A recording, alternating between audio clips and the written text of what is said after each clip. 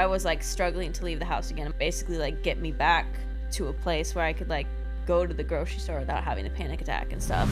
She's a 2-time Olympian, a Red Bull athlete, a Vans Pro Cup winner, Tokyo 2020 bronze medalist, achieved a world's first by landing a flare turn down at Red Bull Featured, and you might have even seen her on the cover of Elle magazine. Nikita Ducarroz, welcome to Athletes After Hours. Thank you so much for having me. I'm so excited you're here. Yeah, finally. She's in LA. Let's go. For those of you that don't know, Nikita and I met at Red Bull Rampage, and we immediately hit it off. It was like girls' trip from the rip. Mm-hmm. It was such a good time. That was one of the most like instant connections with that group. No, literally. And I feel like too, to have such a core group of girls bond as quickly as we did within literally 3 days being on that trip, like it was so refreshing to be around strong, empowered, like alpha females. Yes. Who were not threatened by each other, and to just like bond so quickly was just, it was magical. And cool too that we were all came from such different sports and backgrounds and stuff. Because I think you get very caught up in like your own sport and the same group of people. And so yeah, to meet like like-minded people, but from different kind of areas was, oh my gosh, that was cool. Huge. It was so fun. Well, I want to start from the very beginning. I want my audience to get to know you a little bit. Where are you from, and how in the world did you get into BMX? So where I'm from, I grew up in California, in Northern California. However, I was born in France, and my dad is from Switzerland. So kind of a bit all over the place. And BMX sort of just fell into my lap. I was always athletic growing up. I played soccer pretty competitively, like travel team and all that when I was like very early teens. And then around 13, I started having like pretty bad anxiety and had to quit the soccer team. And my mom told me, if you're going to quit, which my dad was the coach also, she said, you have to do some sort of sport. Like you can't just stop moving. My girl. And so in a desperate attempt to find something that I could do basically at home, because I was having such panic attacks and stuff about leaving the house, I came up with bikes, that I was going to ride bikes, sort of like more mountain bikes in the beginning, because we had a lot of hills near us. And then I just stumbled across BMX on YouTube.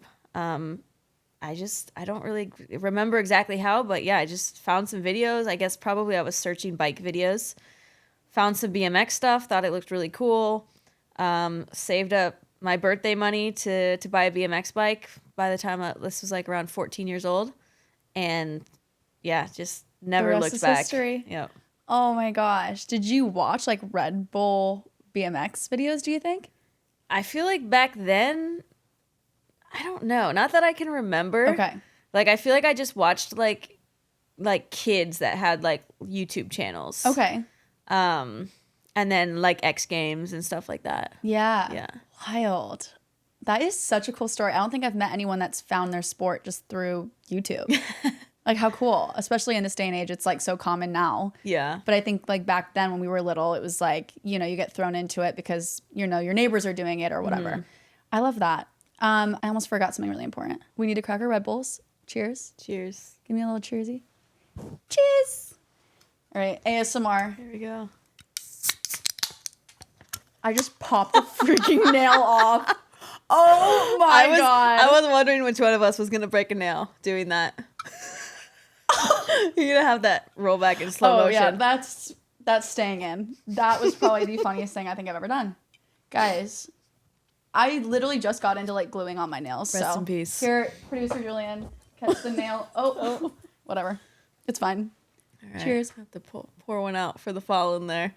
Pour one out for the boys. My poor nail. So for those of you that don't know, she's a Red Bull athlete. So it's only customary to pop a little cold one for today's episode. It is not sponsored, but you guys know I do work with Red Bull, so... For those listening and watching who have never even heard of BMX, how would you explain it to them? So typically the way I would explain it is I would say, okay, do you know what skateboarding is? And most people do know what skateboarding is. So then I would just equate it to skateboarding, but on a bike. Small bike, no motor, because a lot of people then the next question is, oh, like motocross. Said no motor. And essentially like what I do specifically my discipline, we ride typically larger wooden ramps compared to like the cement bowls that you kind of would find in most of the cities and stuff. And we have 60 seconds on the course to basically do whatever routine that we want to do. It's like freestyle. Yep, exactly. And that's Freestyle the whole BMX. competition. It's just you going, you get 60 seconds and that's the Yep. whole entire. Yeah, 2 times. We get to go 2 times. Okay. Sometimes, like in a qualifying round, it'll be both runs count. So the goal there is to put enough down, but also be consistent. And then usually, like in the finals, then it will be best run counts in there. You can kind of unleash a little more. Yeah, you like pull out the big ones. Yeah. So then are you competing 2 different routines, or are you doing the same routine that you know will potentially, get you into the top spot? It depends. It depends on like how hard we're going, and for qualifying when it's 2 runs count. Like typically in these last few years, I'll just do the same Got it. run because you really just want to like not take too many chances, just be consistent. Yeah, it's high risk if you. Yeah, and then for finals, I usually have kind of like a safety run, and then if I land that safety run, then the second run is just go all out. Like I'll probably add like another trick there that maybe is like really scary or a little bit more difficult that I don't have like 100% chance of landing. So it's nice to always get that safety run down because then you have that second chance to kind of like try something maybe that Let it rip. that is a little unknown. A little unpredictable. Yep. I love it. How often do you do that? Do you like really pull something out that you're like, is it usually kind of based on your competition? You're like, oh, I really need this high difficulty to pull forward in front of them? Or is it all like, what's the strategy? I mean, I think it's just mostly by feel. Every competition is a different course, and most of them are courses that they build specifically for that event. And so nobody has ridden them before. Wow. We'll get like not very long before the event, we'll get like a rendering of the course. But I mean, until you're actually there, you can't tell like how tall something is, the space between them, like what speed you need. So it's not really until like that first practice day that you really know exactly what's possible. Yeah. And then if it feels good, then you're like, oh, we can totally pull this out. And just kind of depending on a little bit what everyone else is doing too. Like if you get a good spot in qualifying, you have the advantage of starting later in the pack for finals. So then you kind of have a chance to watch a little bit and see what's going on and kind of adjust. Got it. Clearly you're very accomplished based on all of the freaking accolades I just listed off. What is one athletic accomplishment that trumps the rest? I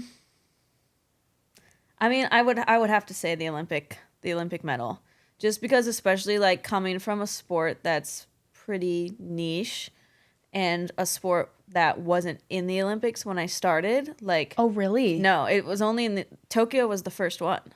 No way. Yeah. So 2021. And you made it your bitch. Yeah. Made it happen. Yeah, so it's like I didn't grow up. I mean, when I played soccer, I wanted to go to the Olympics. Yeah. But then once I started riding BMX, like that, there weren't even competitions for women really when I first started. So like, Whoa. I was just doing it. I was just kind of winging it. Like it was fun. There was like I didn't know any other girls doing it. Yeah. So there was no kind of like final goal. It was just like I was just riding. I wanted to like try to be sponsored and stuff like every little kid wants. But especially on the women's side, like there wasn't really a path to do any of that. So then, yeah, to have that medal now and have it be more recognized, like everyone knows what the Olympics is. Yeah. And also just to like be able to show our sport on such a huge stage, like that was really cool. That is so cool. That honestly, I feel like might have been maybe the best way to get into a sport though, because passion is the fuel. Oh yeah. Not the medals, not the titles, not the Olympics. Like I think in gymnastics anyways, I think a lot of athletes struggle with this massive overbearing expectation. that you need to go to the Olympics. You need to be at the top school, the top university, at UCLA. And like, I get messages daily from parents like, how do I get my kid to go to these schools? And how do I get my kid to go to the Olympics? And it's like, why don't you focus on what your kid's doing right now? Yeah. Why don't you focus on their mental health? Why don't you focus on their joy in the gym? Because that's what's going to get them there. You can't, it's like one day at a time, especially with sports like ours where there's so much fear. Oh, yeah. And if you rush, you will have some really gnarly issues down the road with your mental state. For sure. Like you need to love doing it because it's so scary. Like the stuff, the consequence is so high. Yeah. Like it's not like, I mean, not to put soccer down. I love soccer and stuff. And like it, to a certain extent, like, you need to be passionate about it too, to put in that level of work. But I feel like when I played soccer, I didn't have this like constant fear of like hurting myself the way that I do with BMX and stuff. So yeah, you really have to be like fully committed. Yeah. And I think I wonder if it's going to change now because now it is an Olympic sport. And so now a lot of the kids getting into it are getting into it to go to with that goal to go to the Olympics. So I'm curious to see how it's going to emerge because when I started, it was purely just like the love. You go to the skate park, you ride bikes. Like there's no parent telling you what to do, when to do it. Like it was just like drop you off, have fun. Yeah. Oh, I love that. Yeah, I feel like something like BMX would definitely test the love because the love has to be greater than the fear. Oh, yeah. That's the only way. Yeah. If you could relive one moment in your career, what would it be and why? I mean, I want to say the same one. I kind of figured. Yeah. I think that one, and also there was a really good moment last April at the Red Bull Featured when I landed that first trick. Oh, yeah. That video on your Instagram? Because Unreal. especially for me, like that trick, the base trick. So it was a flare turn down. Mm-hmm. Then the base trick is just the flare. And that's been a trick that has just been like eluding me for years, like in the foam pit. I couldn't even do it in the foam pit. For some reason, like my brain, when people would explain it to me, I understood what they were saying I needed to do. And then my body just wouldn't do it. Mm. And it's like a pretty simple trick. Like, and for some reason I just couldn't. And so somehow, like in the months leading up to that contest, I just was able to like figure out how to do it. I actually figured out how to do it opposite first. It was like only working opposite. And the only way I figured that out is because the guys were like harassing me to try them in the foam pit. Yeah. Like guys that don't ride with me normally. And I was like, listen, this has been like years. Like, leave me alone. Leave me. Like, and I literally just to like show them, was like, look, I'll do one right now and you'll see what I'm talking about. And I went and I did one perfectly. And I was like, what the heck just happened? You little show off. Yeah. You're like, people are watching. I got to lock in. But then, so then I landed one opposite and then I kind of transferred it over and figured it out regular. But at that event that night, I did the flare first without the combo. And that was my first one to wood. So I was already pumped just for myself. Yeah. Like lots of girls were already doing it. Took it out of the pit. I was like super stoked. Huge deal. And then to like throw in the combo in the same night, like a couple tries later. You're such a savage. Like, it was just a cool feeling, especially like there was a lot of like anxiety and stuff around riding leading up to that. Yeah. Where sometimes I would actually go to the park and not even be able to like do my like simple tricks that I do all the time. But for some reason that one trick was fine for me. I could go and try it for 3 hours and slam and slam and slam and slam and it was fine. I have no idea why. So that was like, that was a cool feeling. I feel like, after all of those hours that you put into trying to get that skill and then for it to kind of just click overnight almost, it's such a cool feeling. I know exactly what that feels like. Like in gymnastics, are you kidding? If you do gymnastics, you already know. Like it takes months to get a skill and the second it clicks, you're just like, thank the Lord. Mm-hmm. We got it.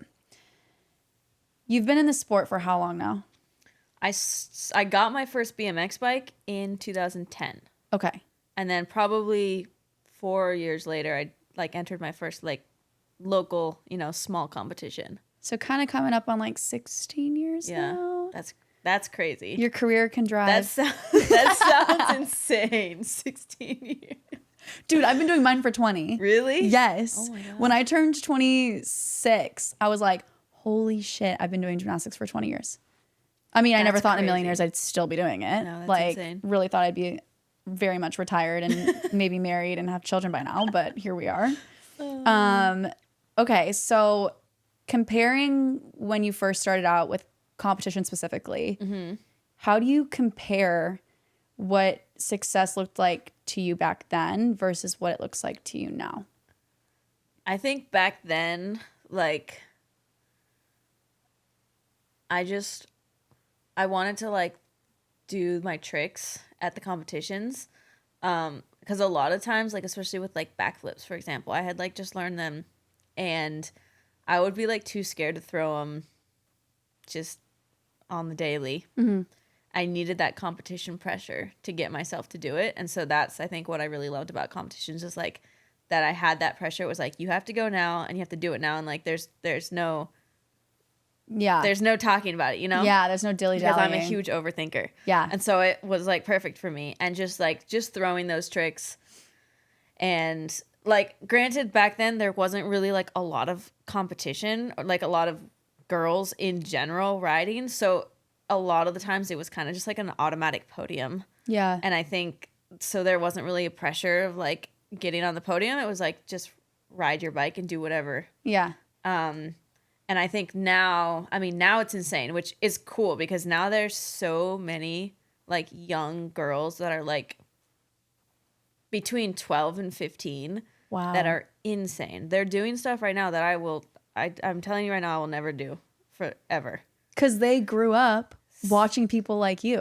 Isn't that kind of crazy to think about? It's really cool to think about. Yeah. And there's just so many of them. And so now the women's class is growing and the progression is crazy and the pressure, obviously, now just because it's not a whereas cakewalk anymore. before it was an automatic podium. Yeah. Now it's like you're lucky to make it to the finals at a World Cup. Wow. Because it's just so crazy. But yeah, it's amazing to see. And like, yeah, now there's a path, you know, to follow to get to all these steps. There's a training regimen too. You probably see like, I bet coaches are now talking like, hey, what are you doing with this girl? When are you having her throw this? Okay, well, here's another thing is that there weren't coaches before. Shut up. Coaches did not exist. You go to the park as this young kid with a bike and the older riders teach you. That's how it worked. The more experienced riders teach the younger kids. The coaching thing only came into play when the Olympics came into play. Wow. Because before that, it's like you basically represented yourself and your like independent sponsors. But there was no like Team USA, Team Switzerland, whatever. Like there was no countries involved in anything. Like sure, when you compete at an event, like your flag will be next to your name, but the countries had nothing to do with it. Yeah. It was just like you and your sponsors. And every athlete was there independently.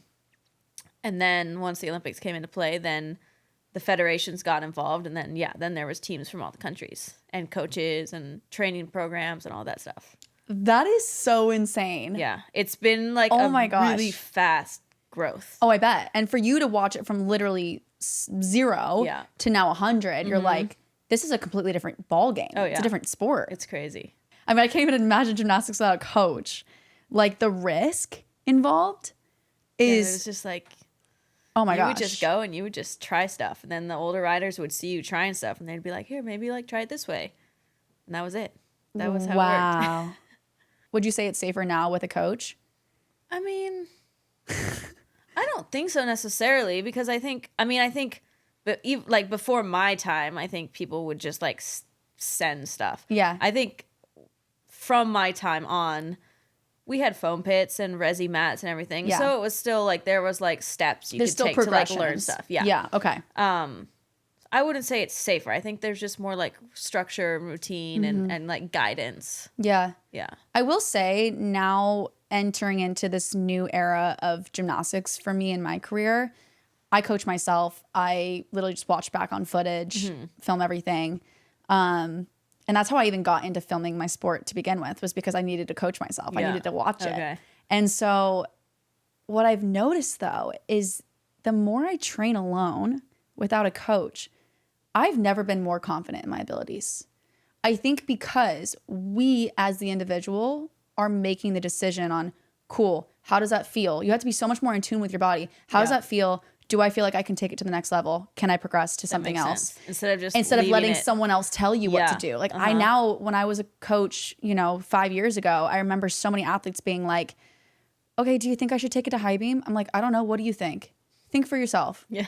How do you feel? Yeah. I think you can kind of, sometimes with coaches, you lose the ability to do that because you just become kind of like a robot and it's like, tell me what to do next. And you don't ever really develop that ability to make those decisions for yourself. And then you're not instilling that confidence within yourself because you're not like, no, I know in my gut, I can do that. Exactly. And so like, I guess people that are listening, be mindful about when you're getting coached because yes, it's important to rely on your coaches for safety and for guidance, but also maybe be mindful about, okay, how can I think about how I want to take the next step? Make it like a collaborative thing. Exactly. Not just be like a little robot being told what to do. Yeah, for sure. Obviously, you've been there since the beginning with BMX and you were that little girl looking up to a bunch of men. But the game has changed. Yep. Now there's little girls looking up to you. Why should young girls try BMX? I mean, it teaches you to keep trying. It's definitely something that I feel like has given me a lot of lessons just to bring into general life because with BMX, it's like you have to try these tricks over and over and over again and you are gonna slam. Like it's a guarantee that you're gonna fall. And like I think for like the average person when you fall off your bike, like it's a big deal. Yeah. When you're a BMXer, it's like it's a given that you're gonna fall at least one time in every session, if not more, if you're learning a trick. So I think it instills a lot of confidence. And I think it's also very fun because you can be super creative. It's a cool sport for people that are creative because there's so many tricks and styles and ways of riding. And I mean, that's why it's called freestyle BMX. And it's like, you can have, all these different riders have different styles. And a lot of times you can see like the younger riders that grew up like around certain pro riders, their styles you can see are like super influenced by them. Yeah. It's something where it's like, you never stop learning. There's cool. always something new to do. So also good for people that get bored really easily. Yeah, me. Yeah, there's like a lot of things. It's just a really fun, free type of sport. It's a sendy ass sport. It also is, yeah. It can be also very stressful, but there's a lot of good that comes with the bad. Speaking of, what was something that you were dealing with leading up to the Olympics that no one really knew about? Yeah, so leading up to Paris, which I guess was about 2 years ago, 2 years ago. Hour and a half. 2024. A year and a half ago. It was an hour and a half ago. Hour and a half ago. Probably felt like it, honestly. Like about 1 month before, and literally happened overnight because I remember leading up to it, I was feeling so good on my bike. Like at the qualifying events, I was having like really good practice sessions, which was rare because I always stress out during practice. So I was like, this is crazy. Like I feel so good and everything. And then literally from one day to the next, I went home. And the next training session I had all of a sudden was just like, I was getting lost in the air. Like just to go do like a simple 360 or a backflip. And I just kept jumping off my bike like mid spin. And just like weird things like that. And it was like just slowly like killed my confidence because, well, I started freaking out because the Olympics are in 4 weeks. Yeah. And all of a sudden I can't even like ride my bike. And also, yeah, just like it just kind of killed my confidence for everything else that I maybe still could do because I was like, I don't trust my mind and my body to communicate. Like, I feel like I'm going to go to do something and just like jump off, or my brain is just going to be like, oh, squirrel. Like, just so I just had no trust whatsoever. And those like 4 weeks leading up were just like so stressful. Just like knowing that I was going to this event that I've been working for the last 3 years because of COVID, day and night to go to, and then I wasn't going to be able to like show my best there. And then, I was like pretty miserable there. I tried to make the best of it, and like I tried to enjoy the time there and stuff, but then yeah, when it came to the competition and like my coach knew and my parents knew and stuff, that was kind of it. Like there wasn't enough time to get help, you know? It was kind of just like crunch time. Do the best we can with what we have, and I mean it went pretty shit, but yeah, I think now looking back at it, like there wasn't really anything we could have done differently, so yeah. It was just kind of the cards that were dealt that specific time. Yeah. I know you and I had talked about your experience, obviously, in Tokyo versus Paris. And you mentioned something about feeling the pressure going into the second Olympics because now there was this standard that was set. I mean, going into the first one, you're like, I'm just glad I'm here. Yeah. You know, you're rooted in gratitude. You're just stoked to be there. Stoked to be wearing the Olympic, you know, apparel. Like that's everyone's dream, right? Yeah. So then to go for a second time, do you think that affected your performance in Paris? I think so. I think also like the first year with it being COVID and stuff too, like it got pushed a year. And so, yeah, like you said, I think we were all just like so glad that it was finally happening. That the only stress that there was at that Olympics was don't get sick because we had to like spit in a tube every single morning. Oh, because COVID, yeah. And so it was like some athletes got sent home. Yeah, and it's like you work all those years, you get there and then you get sent home. That was like everyone's worst fear. So there was no time to stress about anything else, which was kind of nice. And then no expectations because like no one had been to the Olympics before in our sport. Like it was completely new. So then, I think for Paris, like there's the expectations, especially having a medal from the first one. And the sponsor expectations. Also, I feel like leading up to it, I got like super, super paranoid about getting hurt. And I wonder if that had a little bit to do with it because I was like so stressed about getting hurt before the Olympics that I wonder if that's like I just kind of like shut down of like any risk. I was just like against it. Which is crazy because your sport is literally like 100% risk. But it was like fully blocking me from and the funny thing is I was like making it more risky by doing that. Yeah, because for sure. I was like jumping off mid-trick and like just like blanking out and getting lost in the air. Yeah. So I don't know. I mean, never really figured it out or anything, but I feel like that was a lot of different like little pieces that contributed to it. I mean, that makes a lot of sense because a lot of times when you're thinking about getting injured, I obviously have coached a ton of kids that were very scared and had mental blocks and stuff. And the biggest thing is anxiety is rooted in the future, right? So what I always try to do with kids that I've coached is bringing them back to the present moment and focusing on things you can control because the result is something you cannot control. Yeah. It's a result of doing the things that you need to do in order to set yourself up for success, right? So I think a lot of times maybe when you had that mentality of I don't want to get hurt is a result of something that's going wrong. Yeah. Instead of how do I do something right now in order to set myself up to stay healthy? Right. You know, it's that really gnarly, toxic, like stuck in that negative mindset. Yeah. That like is just, it's this like negative loop. That feedback loop is just going to keep reaffirming like you're going to get hurt. Yeah. Because look at all the things that are happening now. You're going to get hurt. And then it just like builds. Yes. Yeah. And then you can't even trust your body. And it's like, I literally was just interviewing an Olympic artistic swimmer and she said the same thing when she was underwater for too long. All of a sudden she started coming up. And it's like this mental block because your body's feeling like it's in fight or flight. And you can't help but just like let it happen. Because what else do? Your body's no longer connected to your mind, like you said. Oh, dude. I hate that. Like gives me chills, like thinking of, I know what that feels like too. So I can't help but empathize.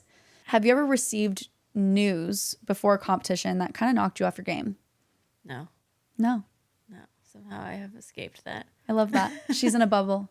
She's untouchable. I feel like too with your sport, because you guys are so like, I feel like your sport has like bro energy where it's like, yeah, dude, just freaking show up, knock some stuff out, go home, chill. Like, I feel like because that mentality is your sport, it removes so much like unnecessary pressure that I think other athletes put on themselves. Yeah. Like I for sure can think of times where I've been extremely rattled. But you know what rattled me? forgetting my journal at home, wearing the wrong socks that I was really superstitious about, forgetting my slippers, like weird shit like that, where it's like, that is so unnecessary. Yeah. Like, that is so dumb. Why are we adding this weird, unnecessary pressure? No, that reminds me, actually. The night of the world's first event. Yeah. I forgot my pants at the hotel room, and we were in downtown Manchester, and it was like, it took forever in the Uber to get to the hotel. So my friend and I had pedaled to the arena. No way. And I pedaled there in my loose pants, which are not my riding pants. Luckily, they were jeans and like rideable pants. But I had like a full-on panic attack when I got there because I forgot my pants. There was no time to go back and get them. And the pants are like, they're like very unflexible. The ones I usually ride in are like jeggings. Yeah, so they're stretchy. Yeah. So you feel and like you can move. Like, I couldn't even like bend over in them. Oh God. So I'm just like full on panic mode. Like it ended up being the best night ever, and the pants were great. Okay. But yeah, so our type A asses. Actually, now There's that no you mentioned that, I'm like, Yeah. okay, it has happened one time. The pants crisis. The pants crisis. And there's like some photos too. Like our friend was there, who's a photographer and takes like amazing photos. And there's like a whole series of photos of me like in the couch in like the athlete lounge, just like tears running. And like some of the athletes are like, they're there, like you'll be fine. Like I'm just not having it. This chick over here is crying over some pants, y'all. Like, what's happening? I was like, I can't bend. Dude, my type A ass would freak out. Are you kidding? We were just bonding over how similar we are when our type A comes out. Okay. We did talk about your anxiety a little bit. Has that been just a consistent obstacle that's kind of shown up in your career the most? Or is there anything else that you know, like, kind of comes to mind that's shown up? I think that's definitely the biggest obstacle. And, like, it's been in waves. Because at the very beginning, for, like, a year, I wouldn't leave my house. This is when I discovered BMX on YouTube. Yes. And so the bike is what got me out of the house. And I kind of used BMX. And, like, I had such a passion for it that I used that to basically get first literally out of my house to the local skate park that was 10 minutes away. Yeah. And then the skate park that was 30 minutes away. And then driving to SoCal for a competition and like then getting on an airplane. And it was just that constantly. That was like kind of the beginning of my career. Yeah. I wasn't like pro then, but like that was like the start of it. The bike was like free therapy. Yes. That's the only reason I left my room. I'm gonna cry. That's really sweet. Like Tissues are I know. I brought tissues this time because we had tears on the last up, so I wanted to make sure that was covered. Yeah. So like, at that point, it was like pretty bad. Yeah. Like I stopped going to school. I basically wouldn't go anywhere. Nikita, And I didn't know this. And I had stopped going to Switzerland, which we would go every year to visit that side of my family during the summer months. And I stopped when I was about 11. From 11 to 17, I didn't go with my family. I would stay back with my grandma. And one of those summers that I stayed back is when I discovered BMX. And I was just riding in her driveway like every day. Oh my gosh. So yeah, so then between now and then, like there's been some years where it was like always present, but less of a focus. And then there's been sometimes like before the Tokyo Olympics, so like in November of the year before, it got really bad again, like for the first time since kind of the initial phase where I was like struggling to leave the house again. And my mom had to fly to North Carolina because I was living there at the time and stay there for like 6 weeks with me and like basically like get me back to a place where I could like go to the grocery store without having a panic attack and stuff. Nikita. So it's been off and on. I want to give baby you a hug. Holy crap. Yeah, it was, especially when I was younger and like I didn't know how to verbalize it. Yeah. Because my parents at the time, which like I don't blame them, they just thought I was being like a difficult kid, you know? I was like, no, I don't want to go to school. Yeah. But I was like having a panic attack about going to school, but outwardly it just looked like I was like, no, I don't want to go. Like all kids, you know, were like, don't want to go. But little do they know you're literally panicking on the inside, your heart rate spiking, and you're crashing out. So, I mean, it got a little bit better once I was able to like verbalize it. So obviously your anxiety was extremely bad when you were growing up. Yeah. Would you say that it's the exact same level as it was then that it is now, and you just learned how to cope with it and you have like resources that help you with it? Or do you think that you've kind of grown out of that? I think it's probably still the same level, but like right now it's definitely been a bit more increased, like in this time of the year. But yeah, I think just like having dealt with it for so long, learning tools to combat it, just maturing. I think just a combination of all of that has made it easier to live with than when I was like 14. Yeah. But yeah, it's like I said, it kind of comes in waves where sometimes it's like less prevalent, and then other times it's really ramped up again. Yeah. Wow. I don't think I've ever met anyone who's had like extreme anxiety. Like I know Really? people that have experienced like anxiety from trauma, but to like grow up with anxiety, it just being a constant. Yeah. Like that's insane. Are you on medication for it? Well, currently no. Okay. But I was for like the last 10 years or more. But you know, that's like, it can have such gnarly side effects. I think some medications can be good, but it's just crazy because like there's so many different ones and everybody's body is different. So like you can't just go to the doctor and they'll say like, here, this one's going to be good. It's like, it's a total crapshoot, and you don't, it takes weeks or months to adjust to a new medication, and it could have like crazy side effects. So it's like, it's just such a process to find one, if you find one at all. Yeah.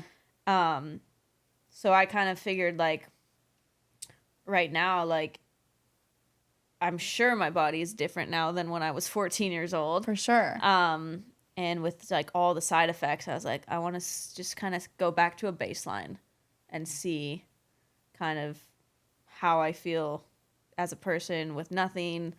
Yeah. And then kind of just go from there. 'Cause I mean, I'm definitely not like an anti-med person. I think meds can be great. It's just finding the one that works with finding your the one brain that chemistry. works exactly. Yeah. And if I don't have to be on one, obviously I'd rather that, for sure, just to not have chemicals in my body. But at the same time, I think that people shouldn't be ashamed of taking medication for mental health related stuff, because it's like, you pop an Advil, you pop a Tylenol, like you don't even think about it. You know, there's no shame. There's no, or like so many other things. And so, I mean, it's like, it's the same, like, your brain is honestly the strongest muscle, really. Like, and the you most have to important take care one. of it, and sometimes shit's broken, and like you need additional help, and that's fine. Yeah, I love that you're breaking the stigma, especially for athletes. I think it's really, really important. Yeah, like we are told all the time, you know, to just toughen up and put a face on and fake it till you make it, and it's like cool, yeah, we'll fake it till we make it until what? Until we burn out, and then literally burn out. We're crying every day. We can't leave our rooms. Yeah. We're depressed.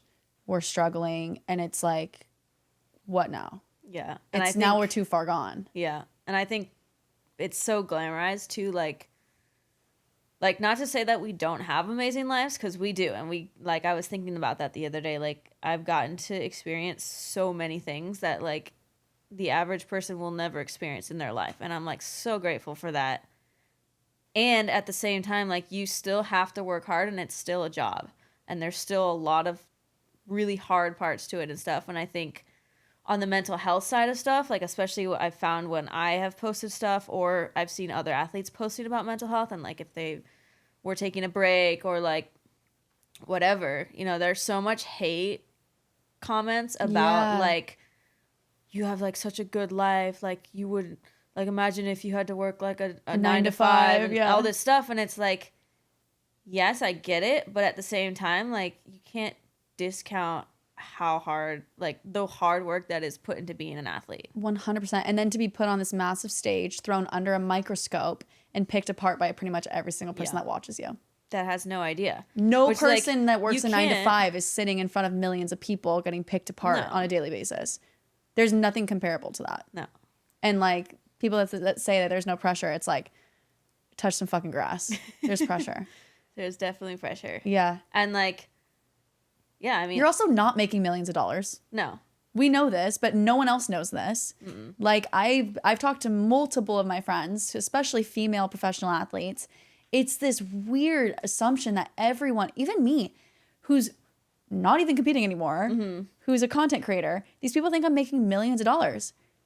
Guys, Yeah, it's like, do some research. Figure it out. We're not making millions of dollars. It's mostly for the love. Yeah. The passion has to be there. Yeah. I mean, even this podcast's not making me any money right now. Like, maybe hopefully one day that'd be cool. But like, this is all out of passion. It's just because we love what we do. And yeah, like, it's great that we love what we do. But I also think things need to change. I think that you putting yourself out there on social media is huge. It's going to help amplify your sport. It's going to help get the other girls some more sponsorships. It's going to help get some money to your sport as well. And like, I was just talking with that Olympic artistic swimmer, and she's like, yep, everything that I'm making money-wise is from my social media. It's not even from my sport. Yeah. And she's been to 2 Olympics as well. It's crazy. Even I kind of had the assumption prior to, I guess, interacting with more Olympic athletes, like outside of my sport. And same. When I met some like swimmers and stuff from like the Swiss team, and I was just like blown away. I'm like, they're like, yeah, we're like paying for all of this. Yes. And I was like, what? Like, especially swimmer. I thought swimmers were like, oh yeah, because swimming's been around for a long time. up there, you know? Yeah. And it's crazy. Like, or I know a lot of beach volleyball players now since moving, and they're like, it's expensive to pay for the travel. I'm like, what do you mean? You're paying for the travel to go to your competitions, and you're a professional athlete. yeah. And they were like, yeah, I think it's a big it's misconception. all for sure. self-funded. Yeah. Just to chase the dream and to get that medal. And at the end of the day, you can't eat that medal. That medal's not paying for your house. Right. That's just something that you hang up on your wall, you know? Yeah. And I think the more people realize that, I think the more they'll empathize with you guys and realize that you're not just these robots that make a shit ton of money and, you know, ball out on TV. Like, you're human beings who are, you know, just trying to make it and make the dream happen. Yeah, exactly. I say we talk about something a little bit more personal. You just recently got engaged. Yes. Congratulations. Thank you. Woo! We're getting married. So excited. Show off the little ring. Period. Tell me the story. How did he do it? I know it's unique. And it's so on brand. And when I saw it on Instagram, I was screaming. So it was last October. We were in the Netherlands for the European Championships. And on the very last night, competition was done. They had everyone kind of in the stands for the podium ceremony. And I'll start this with, I had suspicions. Okay. He was not being very subtle. He tells me now that it's because he like didn't want to give me anxiety. So he was kind of like trying to drop hints. I was like, okay, like, just so you can prepare. Know me. Yeah. But we had like gone to Amsterdam a couple days before just to like do the tourist thing, whatever. Fun. So I was like, I think he's going to propose on this trip. So I was like constantly ready. You're like, nails are like, done. We're locked and loaded. I was just ready. Yeah. And then hair's it like looking great. It kept like not happening because I was like thinking, oh, he probably will do it like in Amsterdam, like in a cute spot there. What wasn't happening. Like whole week at the competition wasn't happening. I'm like, okay, maybe I was wrong. Like, you're like, Robert, I cannot keep doing my makeup every day. This is crazy work. Do you understand how long this is taking me? So yeah, back to last night. Everything's done. They finished the podium ceremony. Like, the guys are like literally walking off the stage with their champagne bottles and stuff. And the MC is like, oh, and I'm in the stands. Oh, and also Robert was with me in the stands. Yeah. And then like 15 minutes before, he tells me he has to go to the bathroom. Just disappears. He disappears to the bathroom, and I'm like starting to get worried. I'm like, is he okay? Like, what's going on? And so then I'm like sitting there, and I'm starting to like be like, okay, well, it hasn't happened yet. Like, everything's done. Yeah. So then the MC is like, before we end the night, there's one more thing. And I just, like, I think all the blood just, like, came out of my face. I was like, I started, like, my heart started going. And I'm just like, oh my gosh, it's happening. And he's like, I can literally feel your anxiety as you're talking about it. I was so stressed. I start, like, taking my phone out of my pocket and, like, handing it to my friends. And then he's like, but first, I think we need someone down here on the stage. And he calls Robert. Oh, and I was just like, oh my gosh. And also, a couple nights before, he had asked me, like, kind of jokingly, he was like, are you going to cry when I propose to you? And in that moment, thinking about it, I was like, because it's not really, like, a surprise, because we talked about it, I was like, no, I don't think so. And, like, genuinely in that moment, I thought that I wasn't going to cry, because I was like, I'm not going to be, like, super surprised, because we've talked about it a little bit. Yeah. And literally the moment they called me down to the stage, I'm just, like, bawling. Aww. Like, I just couldn't even control it. And everyone was there. It was cool because, like, there was a lot of people there that I'm, like, very close with. And because the BMX community is very small. Yeah. So a lot of people that I grew up riding with or I've trained a lot with and stuff. That's so special. Yeah, so he did it there. He cried a little bit too at the beginning. I saw him wiping his eyes. Oh. And yeah, he proposed there. My mom was on FaceTime. My coach had her on FaceTime. Oh my gosh. And yeah. Good job, Robert. Good job, Robert. Woo! That took some guts because Yeah. I was, like, stressed just being up there in front of everybody. And I know everybody. Yeah. He doesn't know anybody. Well, and he had an audience. An audience, yeah. Like, literally a whole like, ass audience. Crazy. Well, that's amazing. I'm really happy for you. Thank you. I love. I'm so excited to see more content with you and him. You guys need to, like, start a little couples account or something. I did. I already started. Did you? It. Yes, I started. Oh, I need to follow you guys. Oh my God, I'm so excited. It's very fresh, but I'm trying. What I love about your guys' relationship is that he's not an athlete at all. He's maybe athletic, but he's not an athlete. And I think that that is such a big testament to his confidence and, like, security within himself. Because I think a lot of men struggle when women are the ones, you know, with their name in lights. I've seen it. I've seen it. Oh, I've seen it. I've experienced it. Yeah. Where it's like, if you're, you know, living your best life and you're successful and you're thriving, it's like, is it going to threaten the man? And I love that he just puts you on this massive pedestal, and you get to live your life unapologetically, and it doesn't threaten him at all. He's so amazing. Like, there's times, you know, when I don't want to go on trips sometimes because I'm kind of feeling anxious about them or whatever, or I'm like, I don't want to be away from him for so many weeks or whatever. And he's always just like, you need to do it. Like, he's so encouraging about it. And, like, I love that. This is your job. Like, this is what you love to do. Like, go do it. He and supports then, like, your dream. when I brought him to the competition, like European champs. Yeah. That was the second competition I brought him to. And he was, like, such a good assistant. Like, I'm sitting there, like, getting ready, and he's, like, taking everything out of my backpack and, like, folding my jerseys and, like, putting them on the table, like, for me to change into. Oh my God, I love him. And I'm just like, are you real? Like, you're like, how did I get so lucky? So lucky. Oh, you guys, if he wanted to, he would. I'm going to write that on my freaking wall. I've noticed personally, as I've gotten older, the more vulnerable I am, the more I connect with others. And I love how vulnerable you are and how honest and real you are about, especially in regards to your mental health.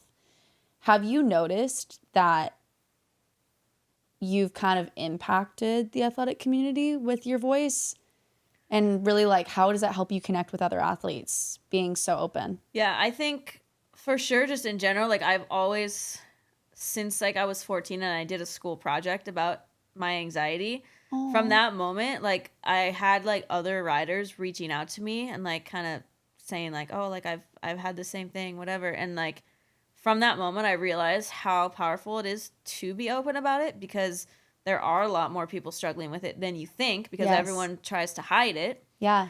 And then also it kind of took away some power from it. Like, when I would talk about it or, like, let people know, I would be so much less stressed about if I would have some anxiety or panic, like, when I'm, like, hanging out with those people or doing some job or whatever. Like, if they were just aware, there was like 50% of the stress was gone.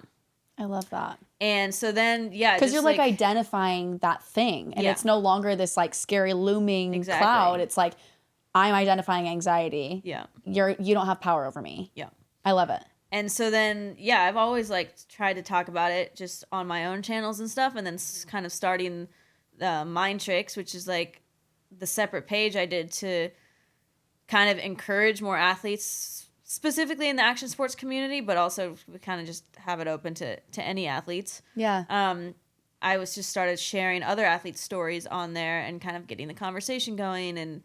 And so I think, yeah, I would like to think that that has made an impact. I mean, I've had a lot of really positive feedback from that. When we've done like a couple t-shirt drops, like we made a couple shirts like in collaboration with friends of mine that do graphic design and stuff, and cool. it was kind of just like I wanted a shirt for myself, for like passion my family project, yeah. And then we're like, well, we'll make a couple extra like in case people want them, and like people were so stoked on them, and even people that I like wouldn't have expected. Oh, that's so would special. Be like outwardly in support of it and stuff. So that's been really cool to see. We're actually there's another one in the works. Just have to make some promo stuff for it. Oh, that's exciting. But yeah, it's just been cool to see it kind of become more spoken about and normalized. Exactly. Yeah.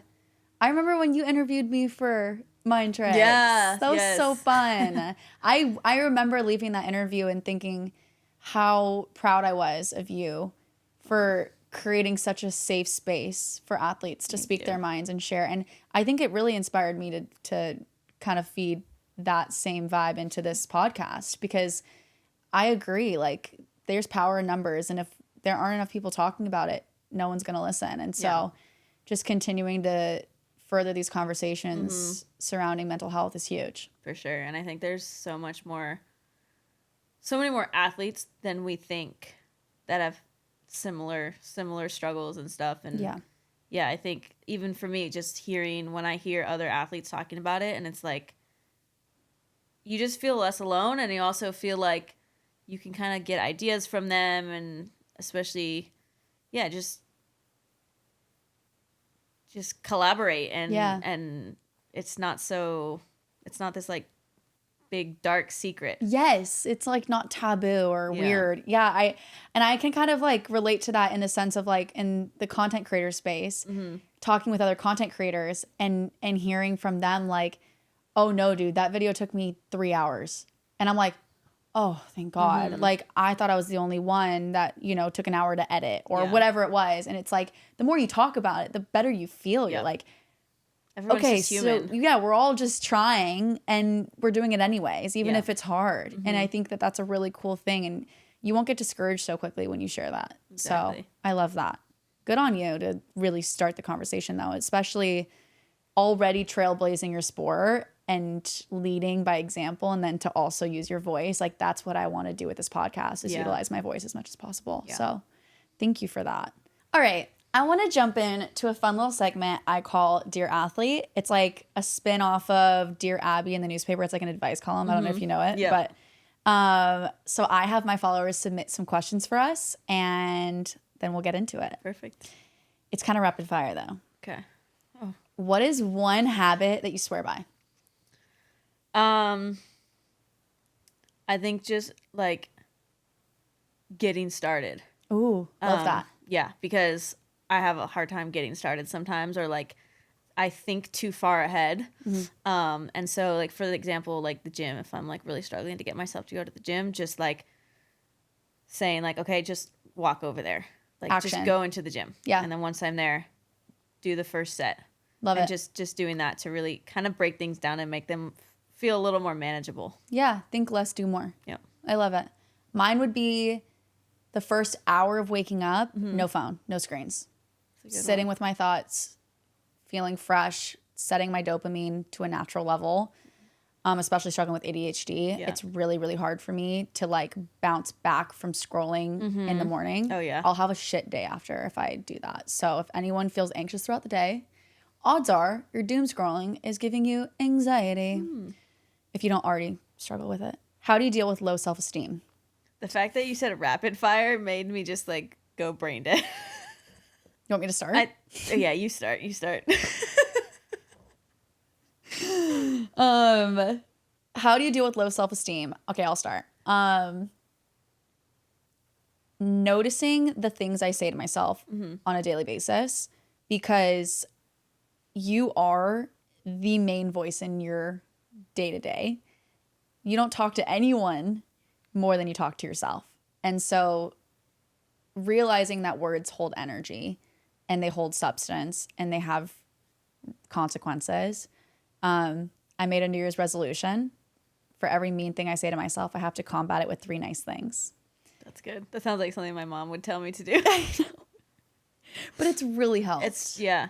Being my best friend, I think also living this single life that I've lived now for 8 months, I had to fall in love with spending time with myself and being my best friend and supporting myself, especially when I'm extremely uncomfortable, like starting a fucking podcast and building a business all on my lonesome. And if I didn't have my words of encouragement, I would have nothing. Yeah. So I think that's really helped my self-esteem. I think it's important to, yeah, like you said, like the words in your head are going to have a big impact on you and how you feel and how you act. And so, yeah, I think just being mindful and I'm blanking on the word. Intentional. Yes, exactly. That's exactly the word. We're like this right now. Being intentional. We're locked in. With, how you speak to yourself. And yeah. Because I think, if you speak so much negative, or even if you're just thinking it, I think after a certain amount of time, you're going to start believing it. It's literally like a form of reverse manifestation in a way, because what you say creates the reality that you live. Yeah. And so the more you say really bad things to yourself, the more bad things happen, the more you're likely to look for those bad things that will reaffirm those beliefs. Yeah. And now you're picking out, like, I remember when I was in such a bad place, I could look in a mirror and know exactly, like, verbatim what insecurities I was going to have that day. You hate this about yourself. You hate that about yourself. Your skin looks bad. You have wrinkles now. Your freckles are too dark, whatever it is. Yeah. And now it's like, I've been able to kind of take a step back and realize, one, my looks are the least interesting thing about me. And how empowering is that to know that, like, sure, you could have a bad skin day. Sure, you could have a bad hair day. But, like, how do you show up for others? Are you kind? Do you engage with people? Are you curious? Are you excitable? Are you bubbly? Like, there's so many other things that make you you. Yeah. And at the end of the day, in the real world, those are the things that actually matter. Facts. All right. What is one thing you wish you could tell your younger self? One thing I wish I could tell my younger self, I think just that it's all going to be okay in the end. Like, just to keep going, to, like, just keep trying, keep taking it one step at a time. And yeah, in the end, no matter how tough things feel in that moment, like, they're going to work out and you're going to do some crazy shit. Buckle up, sister. Yeah. Wear your helmet. Yeah, always. I think for me, it'd probably be, you are so worthy. I think there are so many times in my life where it was like, I'll be worthy when. I'll be happy when. Yeah. I'll be successful when. And it's like, babe, you've been a perfect 10 since you came out of the womb.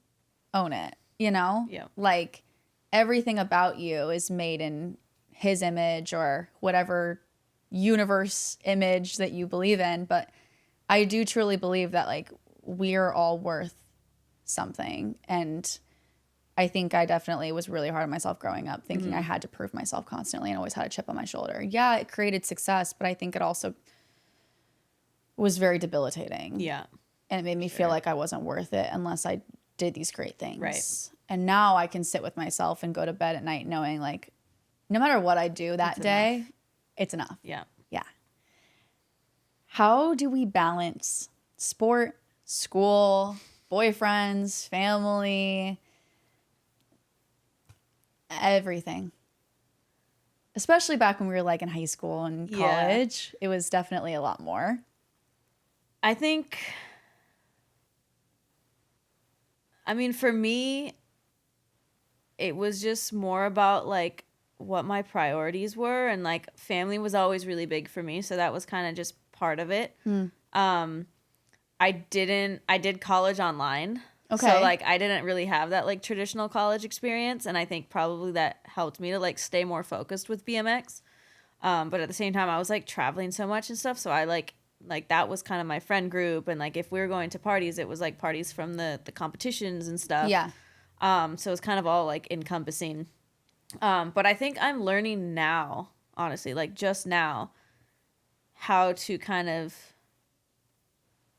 have more of a life outside of BMX, because for so long it's just been that. Yeah. Like that was my outlet. That was what got me out of the house. Yeah. It's what got me everything. And now, like being in a relationship with someone and like wanting to do things with him and explore, like the past few events that I brought him to, I've rarely done like touristy things in all these countries that I've gone to. It's Yeah. like hotel venue. Because you've just been locked in. Maybe you walk around the city, whatever. Yeah. For like And, like, 15 minutes, and you're like, I gotta go home. I'm cramping. Yeah. You're like, I don't want to. And so going to these places with him, and it's like the first time he's traveled to these countries. Yeah. I'm like booking, 3 extra days and like scheduling all this sightseeing stuff that I've never done, and it's super cool for me to do. Yeah. And like sometimes I tell him though, I'm like, I don't know how to just like exist like a normal human and like do these like normal things, because I just never did them. I never Yeah. experienced them, and everyone I was around was like similar to me. And so yeah, I think now I'm kind of learning to have that balance, and hopefully like some people listening and stuff maybe can figure it out like a little bit younger, Yeah. a little bit sooner in their careers, because I think it is super important to have that balance, because I think otherwise you will burn out Yes. at some point. Like you definitely have to have enough of the sport versus life or versus fun, whatever Yeah. kind of balance. For me, it was never a sacrifice. Like people, I've gotten a few messages asking, what do I do if I really want to go to this dance, but it collides with my competition? And in my brain, young Gracie is like, you're going to the competition. Yeah. No, I feel that. And there have been times where I went to a competition, changed into a dress in the car, did my makeup on the way, and showed up at the dance an hour late. Because I made gymnastics my priority. Yeah. It was my number one thing. And not because I had to. My parents were like, they had 3 other kids to worry about. They were not putting that pressure on me. I put it on myself. Yeah. But I loved it. And I wouldn't have it any other way. It was Yeah. my passion. Yeah, when And you're passionate about it, it's not a feel like- sacrifice. Yeah. And so I think with a lot of athletes, when it does feel like a sacrifice, you do kind of have to take a hard look in the mirror and you're like, okay, am I holding myself to this impossible standard where it is going to make me resent my sport? Not everyone has to go to the Olympics. Not everyone has to do D1 gymnastics. Sometimes doing it just in high school is enough. And it has to be enough. Because at the end of the day, if you lose that love for the sport's not serving you anymore. Yeah. So that's a big one for me. I think balance is huge, especially now. Oh my gosh. I remember even like graduating from college being scared to go out for a glass of wine with my friends because I'm like, oh my gosh, but what about tomorrow? Oh wait, I'm not competing anymore. Like that's so I know exactly weird, what you mean.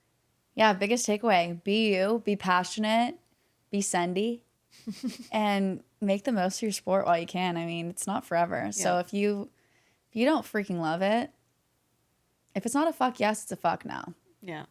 And I've been living by that the last few months, and it's really helped me, actually. I think everyone should live by that because you deserve to live the absolute best life, and it should be exactly how you want it. And if it's not, then maybe you should try a different sport. Maybe you should try something else. And yeah, Never too late. it's never too late. Everyone get on a bike and try BMX. Stay tuned for Gracie's debut. Guys, I'm so scared. I was actually meaning to talk about the sports swap. We are filming tomorrow. We're going to have a little girly sleepover because she's staying with me for the night. And then we're going to drive down to my local gym, do some gymnastics with Nikita, and then also get me out on the skate park and put me on a bike and knee pads.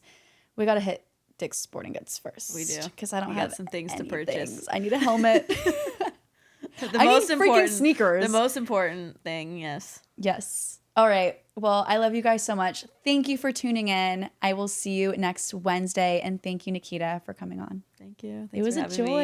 me. You did so good. Love you. Bye, guys. What kind of food do you want? Do you want to grab dinner tonight? Yes. Should we get sushi? Always love sushi. Okay. Obsessed with the glowy stuff. Dude, your face looks amazing. I was actually just admiring it. Hi, I was wondering if I can make a reservation for tonight just for 2.